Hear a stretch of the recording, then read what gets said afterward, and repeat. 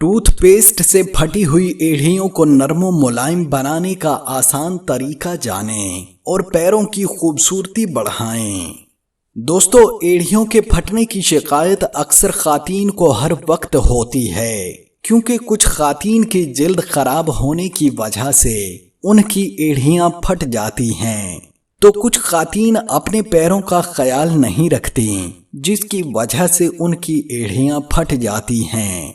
ऐसे में कई टोटके हमने भी आपको बताए हैं और आज हम आपको घर में मौजूद टूथपेस्ट से इन फटी एड़ियों को नरम मुलायम बनाने का आसान तरीका बता रहे हैं।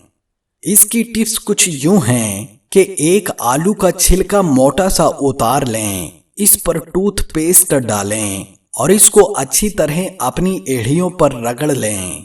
5 मिनट तक रगड़ें और फिर अपनी एड़ियों को गीले कपड़े से साफ कर लें। फिर 1 चम्मच नींबू का रस लें, इसमें 1 चम्मच बेकिंग सोडा डालकर मिक्स करके एड़ियों पर लगाएं और रोजाना एड़ियों में गर्म पट्टी बांधकर सोएं।